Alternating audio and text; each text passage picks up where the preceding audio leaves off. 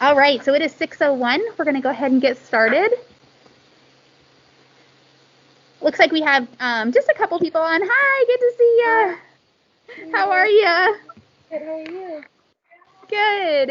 Okay, so we're going to be going through lots of information with you. We are leaving the meeting open so other people can join if they choose to jump on. But welcome. Thank you so much for being here. I'm going to go ahead and share my screen. Give me just a second so we can be looking at the same thing.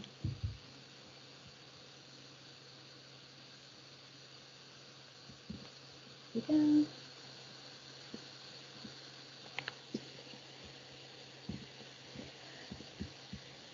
All right, hopefully you can see that. Okay, so, sorry, it's still catching up. There we go. So, hi, I know you've met me before, but I'm Mrs. Owens. There we go. Okay. I've been teaching for 11 years, and my husband and I are originally from Colorado. We moved here to Kansas City about 2 years ago, almost. In 2019, we moved here. So I'm pretty new to Shoto, but definitely not new to teaching. Been teaching 4th grade for lots of years now. Also taught a couple other grade levels, and I also worked as an instructional coach where I was working with teachers as they were kind of gaining some of their skills. I have a master's degree in educational administration. Here is my email. My phone number, for some reason, is not all the way on there. Sorry about that. But the best way to get a hold of me is on Dojo. So if you have any questions for me or if you need to chat with me, just send me a message on Dojo. And here is Miss Clemmy. Hello, I'm Mrs. Clemmy, and I've been teaching for 4 years. All four years I have been at Shoto, but I do have experience in Independence and Liberty as well. 2 of my years here have been in 5th grade, and then I'm now in my 2nd year in 4th. My contact information is down there, but honestly, Dojo is the easiest, quickest way to get to me. Hey families, how are we doing? This is Mrs. Street. I am a 3-4 split teacher, so that's why I'm kind of in here in my own little room because I'm bouncing between 2 meetings right now. It's been a little tricky and interesting, but we're making do. This is my 13th year in education and my 5th year here at Shoto, and I love every bit of it. I have my special education degree as well as my elementary ed degree. I have my master's in reading, and I am now currently working on my specialist in leadership. My information is below, so you can contact me if your child is in my classroom for anything that you need, and I will be sure to get a hold of you. I'm going to turn it over to these lovely ladies because I'm kind of in the 3rd grade meeting as well, but please do not hesitate to ask a question at the end, and I will be jumping on to make sure I answer that for you.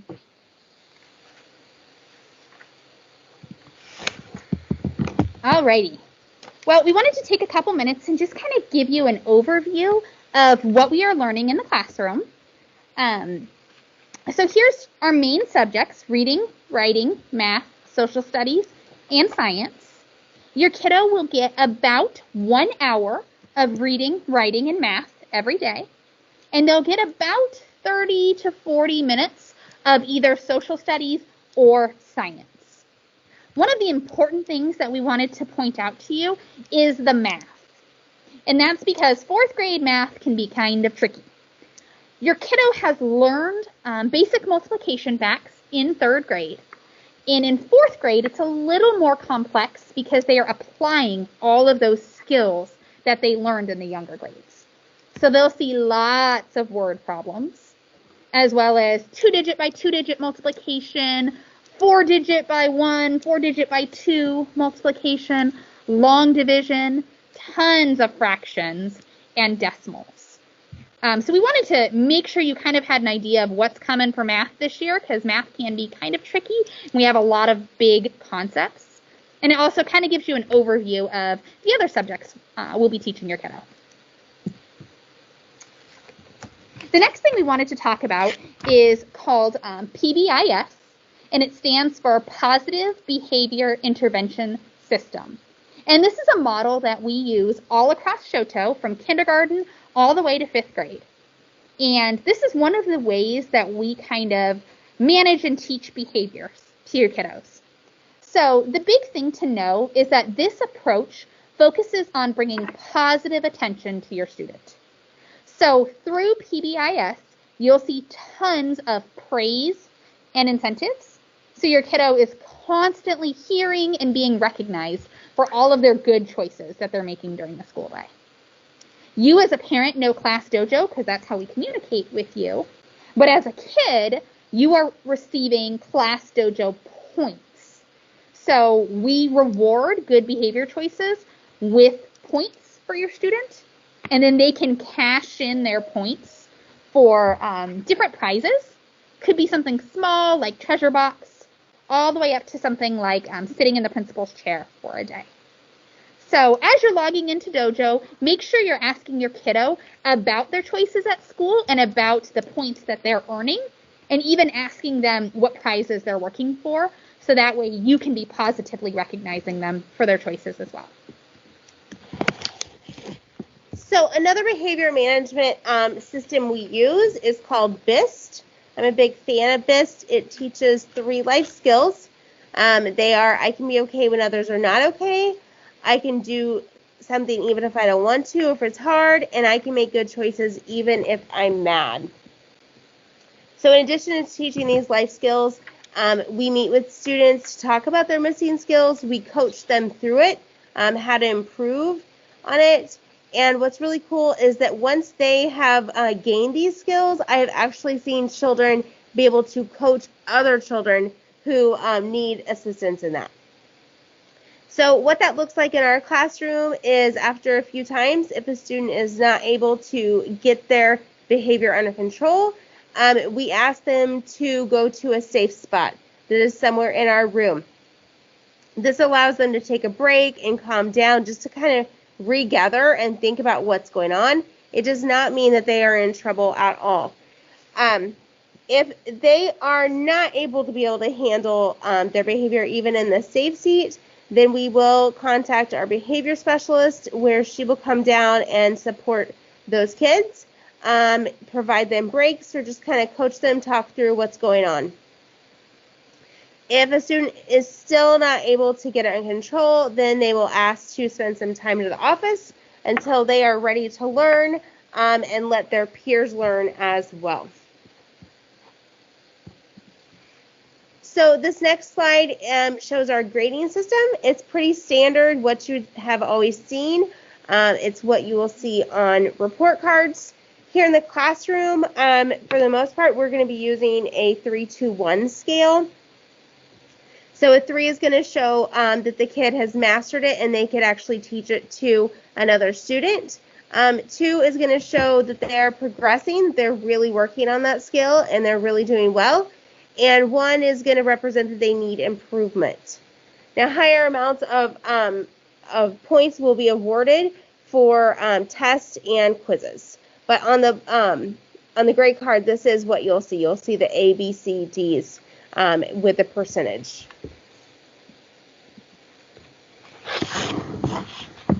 All right. So next we wanted to talk to you a little bit about how you can support your kiddo at home. And how you can kind of reinforce the things that we are learning about here at school. So most importantly, your kiddos should be reading every single day.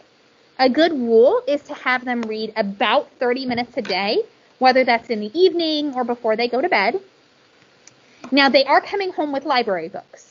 So we are checking out books at our school library. They have access to those. They can read those at home. Or they can read on Epic. And Epic is an app that we have on their iPads. And as a parent, all you have to do is go into your email. We've sent you an invite to Epic so you can be connected, so that they can read and have access to hundreds of books through Epic. That way they can get lots of reading practice and start building their fluency.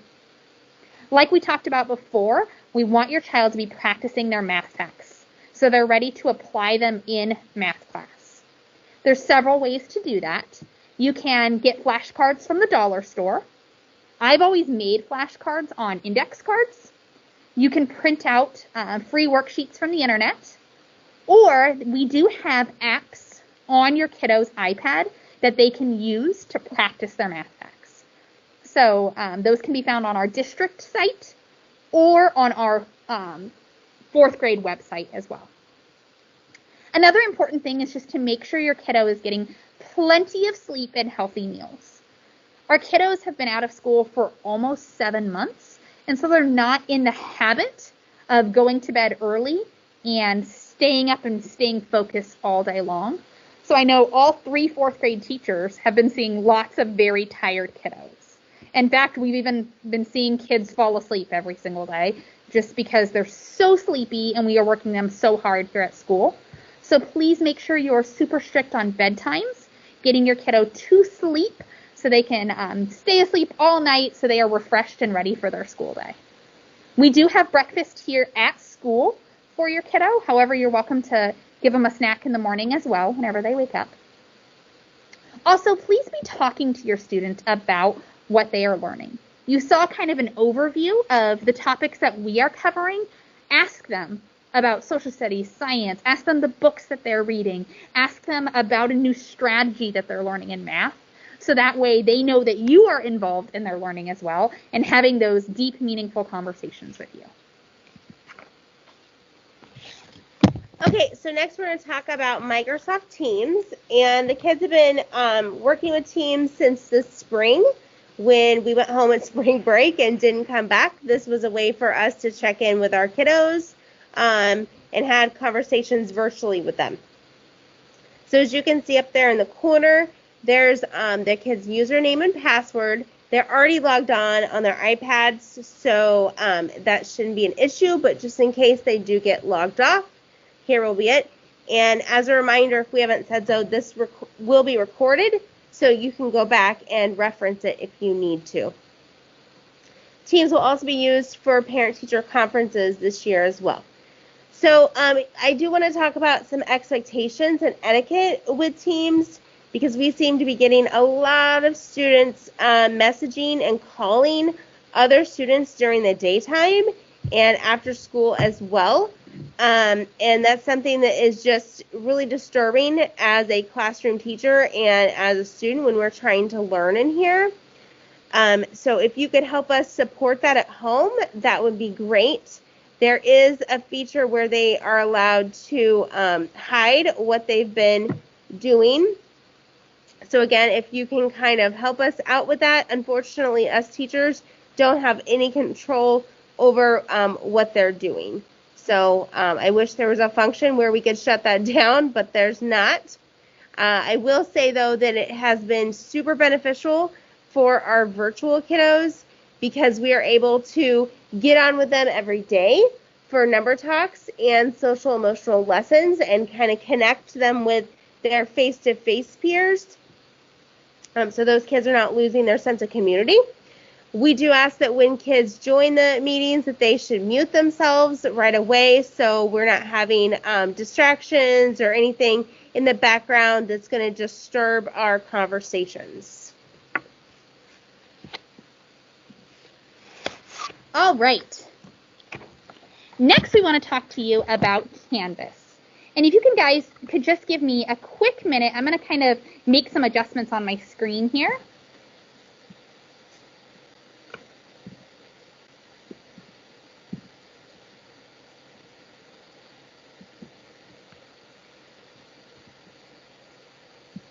Sorry, guys, it takes just a few minutes to get everything switched over.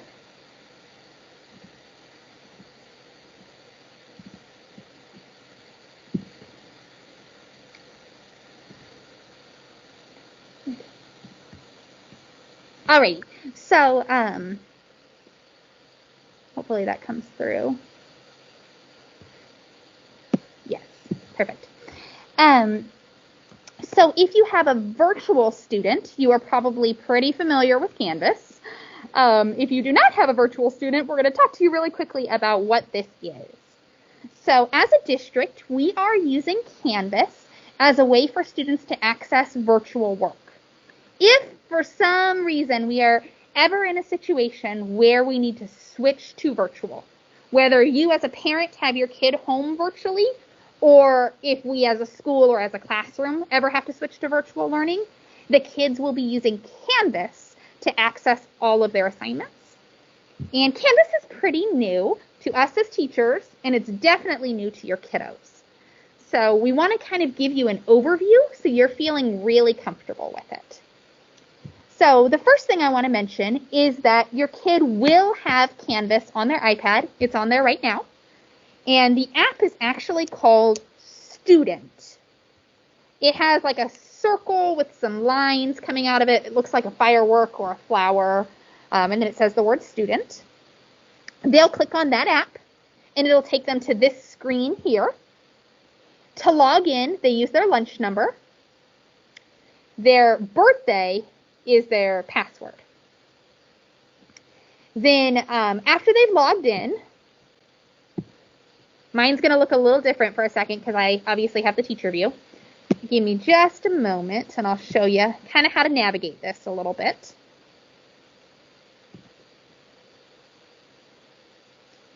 So one of the first things they'll see is their homeroom class.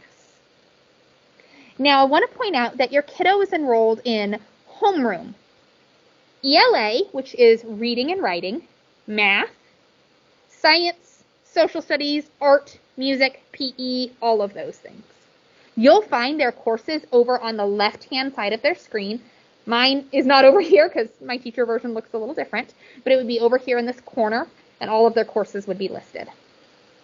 The most important thing for you to look for is this button right here that says modules. And this is where you're going to find all of your kiddos' work. So that is the very most important button on Canvas. We have kind of simplified your life a little bit. Your kiddo will not need to use any of these tabs here on the side, really, because all of their work is right here under modules. So if you see that left-hand side, and you see like assignments or quizzes, don't even worry about that. If you go under modules, everything is there. The other important button is right here, this announcements button, because sometimes we might need to push out information to the kiddos pretty quickly or to you as well. So that info would go right there under announcements. Now, once your kid logs in, for each course, they will check their modules. And as you can see, these are the assignments for this course. So under homeroom right now, they have 11 assignments. You would go up here to the first one. This one is called Canvas Navigation, and you would click it. And then it takes you into the assignment or the activity. As you can see here, there's a video for them to watch. Once they've completed that first page, they'll go over here to next. That takes them to the next page. Again, you'll see videos, you'll see different content on here, maybe some questions. It might ask them to submit an assignment. Again, you'll just continue after they finish that work by hitting next. If your kiddo ever gets stuck where they can't move past a page, check this upper right corner right here. On mine it says done. Your kiddo will have 3 dots there. They'll click the 3 dots and then they'll hit the mark as done button. And that will allow them to move forward. So if they ever get stuck, check that button. That one's super tricky and it tends to get some of us stuck sometimes. So you kind of got a quick view of how to navigate through assignments. I'm going to take you to another course really quickly. So remember, your kids' courses will be over here on the left-hand side of their screen. I'm going to take us here to math.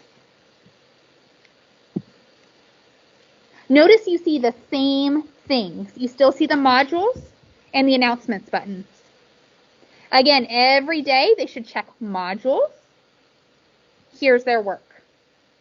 So this is this week's work. It's only Tuesday, so there's only 2 days worth of assignments.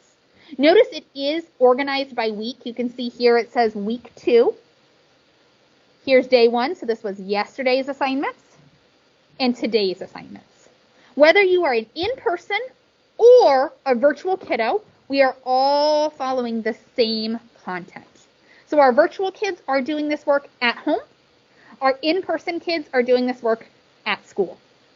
As a parent, that's really nice because you can go in and you can kind of see the content your kids are learning every single day. I'm going to click on another assignment here. This was actually our math lesson for today, so your kiddos did this today. As you can see here, there's a sentence explaining what they're doing. There's pictures for the kiddos to follow. There's a movie for them to watch so they can get some content here, or so we can explain to them what they're doing. And down here, there's kind of some questions for them to answer. Your kiddo will hit the Submit Assignment button in order to turn in their work. Now, for me, my Submit Assignment button is in the top right. For them, I believe it's on the bottom. So when they hit Submit Assignment, they can take a screenshot of their work. They can take a camera picture of their work in their notebook. They can make a video explaining their work, or they can simply type in their answers. All of those would be acceptable. So that was just a very quick overview of how Canvas works. If you have any questions about Canvas, or if you would like us to break this down for you further, we'd be happy to meet with you and kind of go through it. There is also a parent training on our dojo page. So that training is about 45 minutes long. It's a little lengthy, but it's really good. And it walks you through all the craziness that is Canvas, so you're feeling really confident with it. But please let us know if you want us to do some one-on-one time with you, kind of helping you navigate it, particularly if you have a virtual student. I'm going to switch back over to Miss Clemmy for a minute. She's going to talk mainly about virtual learning. If you don't have a virtual kiddo, it's important to listen to this just in case we have to switch to virtual at any point. All right, so virtual learning is all on Canvas, so it's way different than it was in the spring. In the spring, we didn't grade assignments, but if it is on Canvas, we will be grading it for participation and completion. So on Canvas, it's more structured, and you can anticipate about 5 to 6 hours a day to complete their work for the school day. It is very important for kids to stay on top of this work because, as you can imagine, if they get behind just one day, then it's going to be pretty rough to catch up on it. Fridays are our catch-up days, so there will be no new assignments pushed out on Friday. It is solely a day for those students to catch up with any work that they would have missed earlier on in the week. We are inviting all of our virtual kids online to meet with us on Teams for number talks and for social emotional lessons, like I talked about earlier, so they can kind of have somewhat of a community feeling with their classroom. And if your student needs extra help with Mrs. Owens or we do have what we're calling office hours on Tuesdays and Fridays, where we ask your child to check in with us from 10:10 to 10:25. So that will look like them joining our office hours, which I have sent them all a link to on Teams. So they'll go on at 10:10, and we will ask them how they're doing, if they need anything, whether that has to do with content or whether that's technology, and we will give them help at that time. Just know that for our virtual kiddos, our first job is here in the classroom, and so your first job as a parent is to be their teacher, their first teacher. That's not saying that we're not going to help them. It's just saying that we have a job here in the classroom to do. So we will be checking in on your kiddos, though, and after school, we will be checking their work to see if they need any assistance there. Your students are always welcome to message us on Teams. That is a very good way for them to get in contact with us. Do you have anything? Does anybody have any? What? Oh, yes. If you have joined us and you have not put your student's name in the chat, would you do so, please? That's how we are keeping attendance.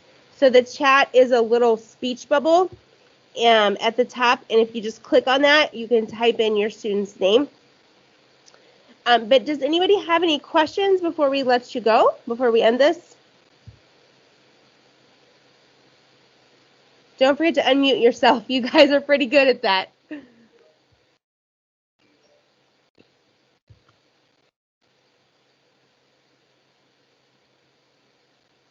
No? No, All right. no Well, thank you question. guys for joining. Oh, yes? Yeah, I don't have any question. Thank you. Oh, you're super welcome. Thank you so much for joining us. I appreciate it. It was good to see your face. And again, this is recorded, and we will put a link onto it so you can reference back to it. All right. You guys have a wonderful night, and don't forget to reach out to us if you need anything. All right, thanks so much, guys. Have a great night.